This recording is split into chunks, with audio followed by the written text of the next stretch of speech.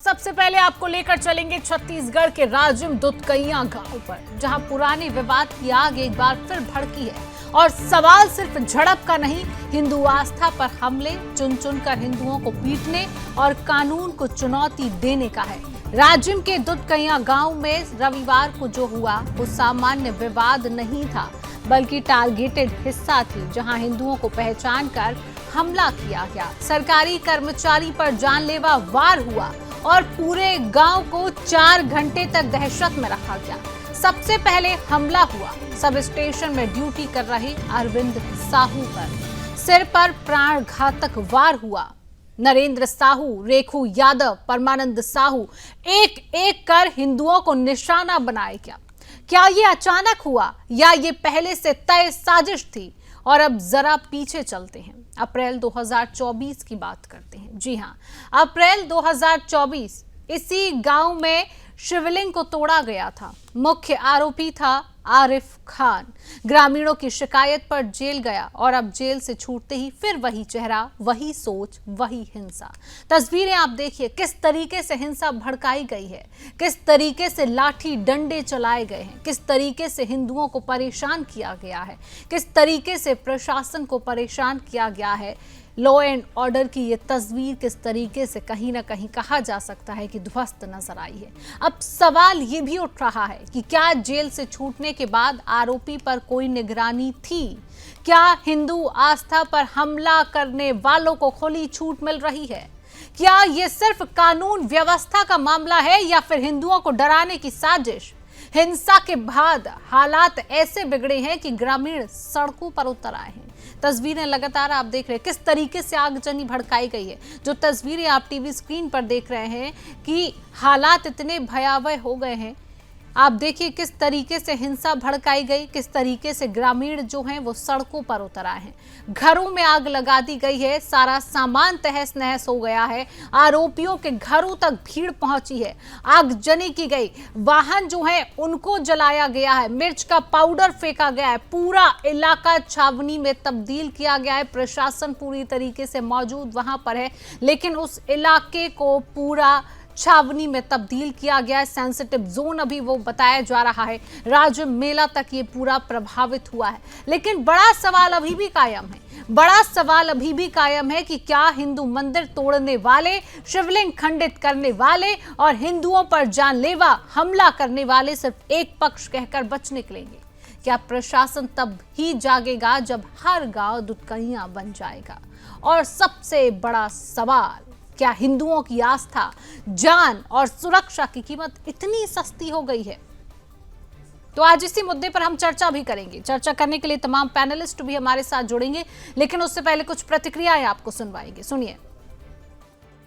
Sir, सुबह की लगभग वही 11 बजे के आसपास की बात है।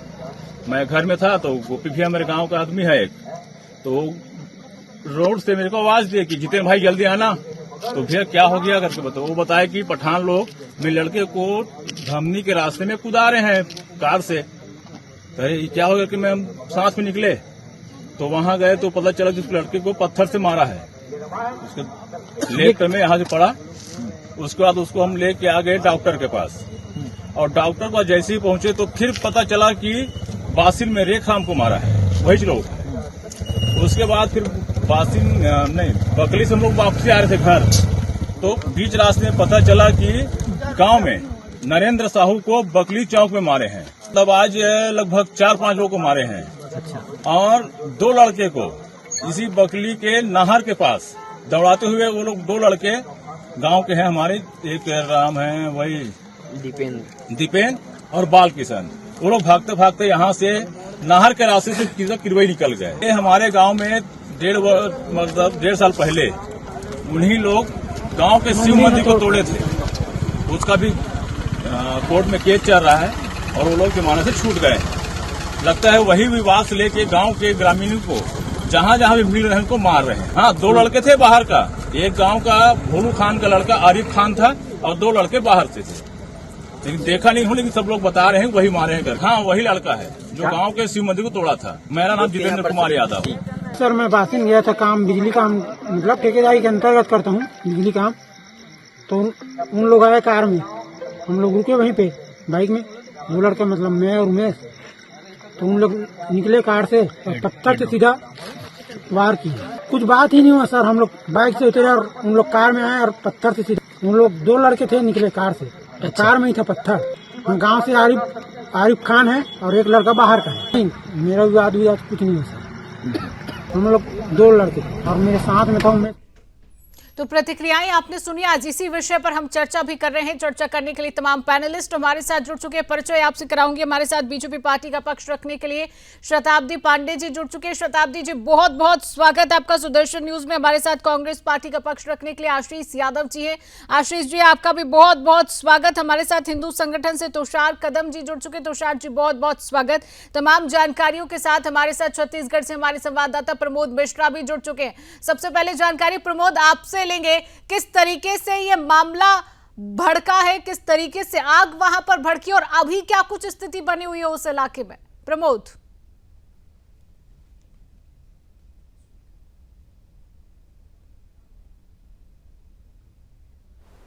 प्रमोद, माइक म्यूट है, अनम्यूट करिए, आवाज नहीं आ रही है। हेलो, माइक से जी जी जी कि देखिए, अगर पूरी घटना को देखें तो ये तस्वीर साफ हो जाती है कि किस प्रकार से जिहादी मानसिकता की सोच के कारण एक शांत गांव में शांति फैला दी गई। कैसे जिस प्रकार से हिंदुओं को टारगेट किया गया, चाहे जिहादी हो आरिफ हो, कैसे जिस प्रकार से हिंदुओं को टारगेट किया गया, चाहे जिहादी हो आरिफ हो या इमरान हो या सलीम हो, इन लोगों के द्वारा हिंदू युवकों को टारगेट किया गया। और जिस प्रकार से पहले उन्होंने शिवलिंग तोड़ा, जब इसकी शिकायत हिंदू युवकों ने थाने में की और जब वो जमानत से बाहर आए तो उन्हीं शिकायतकर्ताओं को एक के बाद एक टारगेट बनाते गए। और जब इसकी शिकायत करने जो हिंदू पीड़ित युवक हैं, उनके परिजन उस जिहादी मानसिकता वाले के घर पहुंचते हैं तो उनके घर के लोग उनके ऊपर मिर्ची पाउडर डाल देते हैं। ऐसे में समझ सकते हैं किस प्रकार से प्री प्लानिंग थी। और निश्चित तौर पर जिस प्रकार से घटना को देखा जा रहा है, या पहले से प्लानिंग थी और उन लोगों का मकसद था कि हमारा आतंक पूरे क्षेत्र में रहे, और इसी के चलते इस पूरी घटना को अंजाम दिया गया है। फिलहाल पुलिस ने जो है गांव में शांति बनाने में सफल रही है। और अभी शाम को जो है राजीव में सर्व हिंदू समाज की बैठक भी महत्वपूर्ण मुद्दे पर होने वाली है, क्योंकि हम लगातार देख रहे हैं, चाहे बेमेतरा हो, कवर्धा हो, बीरनपुर हो या फिर अब राजीव हो, तमाम ऐसे जगह हैं पर जहां पर जिहादी मानसिकता वालों का आतंक देखा जा रहा है। तो इसके लिए राजीव में जो है शाम को 6 बजे सर्व हिंदू समाज की बिल्कुल। शताब्दी जी भी हमारे साथ है। शताब्दी जी, राज्य में बीजेपी पार्टी की सरकार, जो अपने आप को हिंदुत्व पार्टी कहती है, हिंदुत्व पार्टी की सरकार कहीं ना कहीं कहती है, उसके बाद जिस तरीके से आगजनी होती है, आरिफ खान नाम का व्यक्ति 2024 में जिस तरीके से शिवलिंग को तोड़ता है, उसके बाद उसको जमानत दे दी जाती है। जमानत के बाद क्या उस पर निगरानी रखी गई, जिसके बाद इस तरीके की हिंसा भड़की? एक बहुत बड़ा सवाल है। शताब्दी जी। ये एक सबक है, क्योंकि इसके पहले भी इस प्रकार से इनको जिस प्रकार से यहाँ पर हमको निगरानी रखनी चाहिए और जो नजरिया इनके प्रति रखना चाहिए वो नहीं रखने का ही इन लोगों ने इसका फायदा उठाया है। और इसके पहले भी 1-2 जगह जहां भी ऐसी घटनाएं हुई हैं, इनका सबसे बड़ी बात यह है कि ये महिलाओं को आगे कर देते हैं। और इस घटना की जहां तक जानकारी मैंने हासिल की डिबेट में आने के पहले, तो ये सारा दंगा फैलाने में जहां ये जो शिवलिंग को नुकसान पहुंचाने वाले अपराधी जहां तक इस घटना में शामिल है, वहीं इनके परिवार की महिलाओं ने भी बहुत जाकर समझाइश देने वाले लोगों के ऊपर में मिर्ची पाउडर फेंका, पत्थर फेंके, इस प्रकार की जो घटना की। आने वाले समय में आस्था के साथ किसी भी प्रकार की खिलवाड़ नहीं की जाएगी, करने दी जाएगी छत्तीसगढ़ में, और हिंसा को कोई स्थान नहीं है, ये साफ कर दिया है छत्तीसगढ़ सरकार ने। अभी आपने देखा सुना भी होगा कि छत्तीसगढ़ में कमिश्नरेट की पद्धति कुछ जिलों में लगाई गई है और इस प्रकार से काफी चुस्त दुरुस्त किया गया है पुलिस की व्यवस्था को। आने वाले समय में इस प्रकार की घटनाएं कहीं देखने को नहीं मिलेंगी और जो भी कोई इसमें दोषी हैं उनको पुनः पकड़कर और कानून के हवाले करके। और देखिए ये कितने ढीठ और किस प्रवृत्ति के ये जिहादी लोग हैं कि ये अभी छूट कर आए हैं और इन्होंने जिन्होंने इनके खिलाफ शिकायत लिखवाई थी उनके ऊपर हल्ला बोल दिया। तो ये इस प्रकार से अशांति फैलाने का प्रयास है। इतना बड़ा हमला करने के बाद बड़ी बात ये सामने आती है कि पहले शिवलिंग को तोड़ते, उसके बाद जमानत कैसे मिल जाती है। हिंदुओं को प्रताड़ित करना, हिंदुओं पर हमला करना, मंदिर को तोड़ना, उसके बाद जमानत मिल जाना, जमानत मिलने के बाद आगजनी फैलाना, ये भी एक बड़ा सवाल है। आशीष जी भी हमारे साथ है। आशीष जी, किस तरीके से आप इस घटना को देखते हैं, जिस तरीके से हिंदुओं को प्रताड़ित करना, हिंदुओं को चुन चुनकर उन पर हमला करना, बताइए। देखिए बहुत ही निंदनीय घटना है। और मैं शताब्दी पांडे जी की बात सुन रहा था, मुझे ऐसा लग रहा था कि ये सरकार की तरफ से नहीं, विपक्ष की तरफ से कह रही हैं। देखिए भारतीय जनता पार्टी की डबल इंजन की सरकार है, ट्रिपल इंजन भी इन्होंने बना लिया है। आज जब से विष्णुदेव साय जी की सरकार आई है तब से अब तक कानून व्यवस्था, प्रशासन और पूरे एडमिनिस्ट्रेशन फेलियर का एक से एक एग्जाम्पल हम लोगों ने छत्तीसगढ़ में देखा, जो आज से पहले कभी नहीं हुआ था। वो सारी चीजें छत्तीसगढ़ में होते हुए आ रही है। और भारतीय जनता पार्टी हमेशा से हिंदुओं की धर्म की ठेकेदार बनती हुई आई है। पता नहीं इन्हीं के राज्य में इस तरह से हिंदुओं के साथ होने के बावजूद ये क्या कर रहे हैं। छावनी बना दी गई है। आपके पूरी रिपोर्ट को मैंने देखा। देखिए छावनी बन रही है, मतलब क्या हो रहा है। कोई डर नहीं है प्रशासन का, कोई पुलिस कानून, किसी की व्यवस्था, किसी चीज का डर नहीं है इनको। और एक तो ऐसी घटना, अप्रिय घटना इतने हद तक पहुंचती ही कैसे है। अगर इसे पहले ही रोक लिया जाए या उस समय रोक लिया जाए जब इसकी सुबुगाहट हो रही है, या फिर चिंगारी भड़कने से पहले इसे रोक देना चाहिए। और अगर ऐसा व्यक्ति जो इतने गंभीर मामले में जमानत पर आया है, तो क्या पुलिस उस पर नजर नहीं रख रही थी क्या? किसी तरीके का उसके ऊपर कोई भी सर्वेलेंस बैठा हुआ नहीं था क्या? सरेआम वो दिन रात को, शाम को जाकर लोगों को पीटता रहा और पुलिस हाथ पर हाथ धर के रखी रही। क्या भारतीय जनता पार्टी या विष्णुदेव साय की सरकार ऐसे मुद्दों को बढ़ जाने देना चाहते हैं क्या? कि बढ़ जाए तब फिर हम इस पर राजनीति सेके या फिर नफरत फैलाएं? अभी मैं पांडे जी की बात सुन रहा था, उन्होंने कहा इन लोगों की मानसिकता के प्रति हमें इनके प्रति नजरिया बदलना है। अरे देश में एक कानून है, देश में हर एक नागरिक के प्रति एक ही नजरिया रहेगा। जो अपराधी है उसके लिए आपराधिक नजरिया ही रहेगा, और जो अपराधी नहीं है, चाहे वो किसी भी जाति, धर्म, समुदाय से आता हो। आशीष जी, आरिफ खान ने जो किया, आशीष जी, आरिफ खान ने जो किया 2024 में शिवलिंग को तोड़ा, उसके बाद कल जो तस्वीर सामने आई, जिस तरीके से हिंसा भड़काई गई, इसको आप गलत मानेंगे? इसको आप अपराधी और आरोपी मानेंगे? मैं खुद एक हिंदू हूँ और ये हिंदू धर्म किसी पार्टी से रिलेटेड नहीं है, ना कोई पार्टी हिंदू धर्म की ठेकेदार है। कोई भी व्यक्ति अगर किसी भी समुदाय का अगर वो शिवलिंग को तोड़ता, हमारी आस्था को ठेस पहुंचाता, तो वो गलत है और उसे सख्त से सख्त सजा दी जानी चाहिए। और साथ ही साथ उस पर सर्विलेंस रखा जाना चाहिए था। और जिस तरीके से अप्रिय घटना दोबारा हुई है उसी व्यक्ति आरिफ खान के द्वारा की गई है, तो ये मुझे लगता है कि बहुत बड़ा एडमिनिस्ट्रेटिव फेलियर है, प्रशासन और पुलिस का फेलियर है। चलिए, बहुत अच्छी बात कही है आशीष जी, अच्छा लगा, अच्छी बात कही आपने। तुषार कदम जी हमारे साथ हिंदू संगठन से जुड़े हुए हैं। तुषार जी, किस तरीके से इस घटना को देखते हैं? क्योंकि आए दिन इस तरीके की घटनाएं सामने आती है, चाहे छत्तीसगढ़ हो, और भी राज्यों से ऐसी घटनाएं सामने आती हैं जहां पर हिंदुओं को परेशान किया जाता है। आखिरकार क्यों हिंदुओं को इतना प्रताड़ित किया जा रहा है? क्या कहेंगे तुषार कदम जी? जी, जैसा कि यहाँ की घटना आप लोगों ने देखी और सुनी है, ये आदतन उन लोगों के, उनका जो पूरा परिवार है, केवल एक व्यक्ति का परिवार था। एक परिवार से आज वो उस गांव में 11 परिवार हो चुके हैं। एक ही परिवार अब टूट के 11 हो चुके हैं, जो आने वाले समय में 22 और 24 परिवार हो जाएंगे, उनके खुद के एक ही परिवार है। इन लोगों के द्वारा लगातार जिहादी मानसिकता के जो लोग हैं, उनका तो काम ही यही है कि कहीं ना कहीं से हिंदुओं को प्रताड़ित करना, उनको मारना, उनको प्रलोभन देना, किसी भी तरीके से हिंदुओं को कमजोर दिखाना और कमजोर दिखा करके उनकी माताओं बहनों के साथ अत्याचार करना। ये वहां भी हुआ, आप देख सकते हैं वीडियो में भी, महिलाएं ज्यादा संख्या में वो बाहर आई हैं अपने घरों से। महिलाएं गांव की बहुत प्रताड़ित हैं उन लोगों से, उनके द्वारा लगातार अत्याचार किया जा रहा है। पिछले बार भी हिंदू संगठनों ने बहुत बड़ा इसका विरोध किया था, परंतु पुलिस प्रशासन उस समय भी इनका, अगर योगी स्टाइल में इलाज होता, इनके कब्जे छोड़वाए जाते, इनका काउंटर होता, इनके जो संपत्ति उनको सीज किया जाता, तो मुझे नहीं लगता कि आज ये नौबत आती। परंतु यहाँ लोग इन माफिया को, इस तत्व को बहुत ही हल्के में लिया जा रहा है छत्तीसगढ़ में, इसलिए ये लोग बार बार इस प्रकार से हिम्मत कर पा रहे हैं कि हिंदुओं के ऊपर अत्याचार करें। चलिए ठीक है शताब्दी जी, तुषार जी का कहना है कि छत्तीसगढ़ में जो माफिया पनप रहे हैं आरिफ खान की तरह, इनको बहुत हल्के में लिया जा रहा है। क्यों इन पर कोई कार्रवाई नहीं की जाती है? जहां पर जिहादी कारनामे सामने आते, क्यों इन पर कार्रवाई नहीं की जाती है? शताब्दी जी।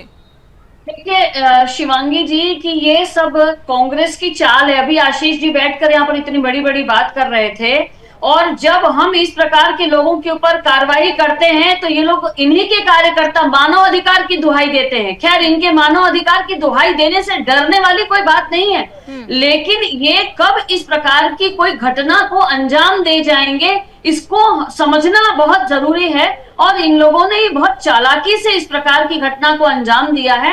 तो निश्चित रूप से आने वाले समय में, अब जो हो गया सो हो गया, लेकिन आने वाले समय में आप देखिएगा कि छत्तीसगढ़ की पुलिस में इस प्रकार की पुलिसिंग को स्ट्रिक्ट किया गया है कि ऐसी घटना। आशीष जी, आरोप आपके प्रति लगाए जा रहे हैं, क्या कुछ जवाब देंगे इस बात का? आशीष जी। देखिए, मुझे समझ में नहीं आता है कि एक्सेप्टेंस में प्रॉब्लम क्या है भारतीय जनता पार्टी को। अगर एडमिनिस्ट्रेटिव फेलियर है, अगर जो है आपका प्रशासन ठीक तरीके से काम नहीं कर रहा है, कानून व्यवस्था को बनाए रखने में सरकार विफल हो गई है, इसका मतलब ये थोड़ा ही है कि आप किसी भी कृत्य के पीछे कांग्रेसियों की साजिश कह देंगे। इतनी बड़ी बात कह दी इन्होंने। हम भी हिंदू है, हमारी भी आस्था है। शिवलिंग तोड़ने की बात पर इन्होंने कह दिया कि कांग्रेसियों की साजिश है। इतनी घटिया और इतनी छोटी राजनीति कांग्रेसियों ने कभी नहीं करी और न करने की जरूरत है हमें। कई बार ऐसे भी मामले सामने आते हैं जब जिस तरीके से जिहादियों के द्वारा हरकतें की जाती है तो उसमें समर्थन देते हुए कई बार कांग्रेस पार्टी नजर आ जाती है। तो लाजमी है कि पार्टी के प्रवक्ताओं को ऐसी बातें फिर कहना पड़ेंगी।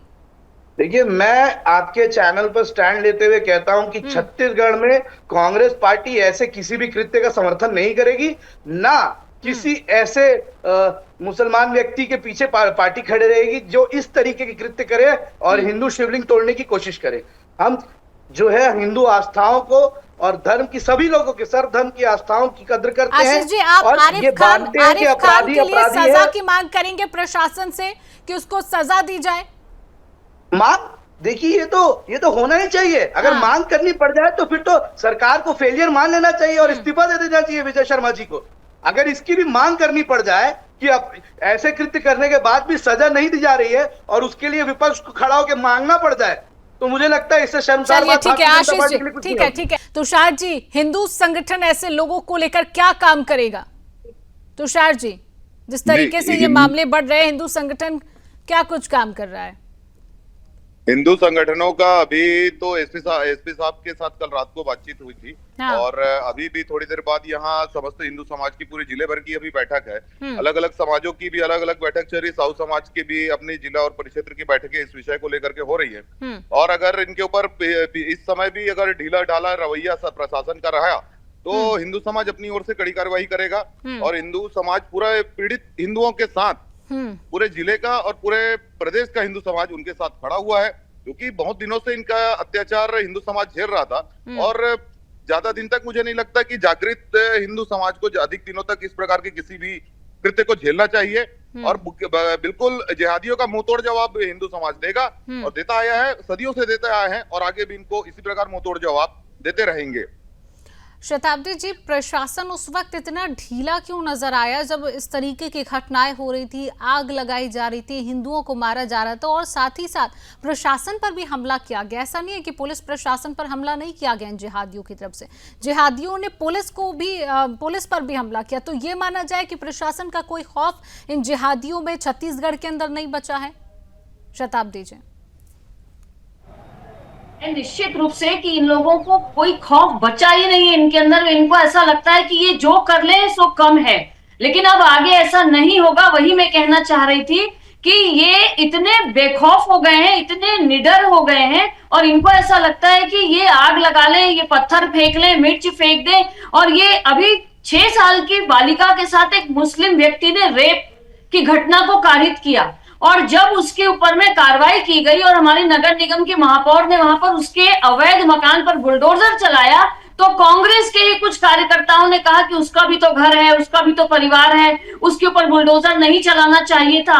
मैं आपसे फिर कह रही हूं, अब तक जो हो गया सो हो गया, लेकिन आगे अब भारतीय जनता पार्टी की सरकार में इस प्रकार का नहीं चलेगा, क्योंकि इस प्रकार से कांग्रेस के शासनकाल में ऐसे लोगों को संरक्षण देकर ताकतवर बनाकर रखा, ये बिल्कुल बेखौफ हो गए थे।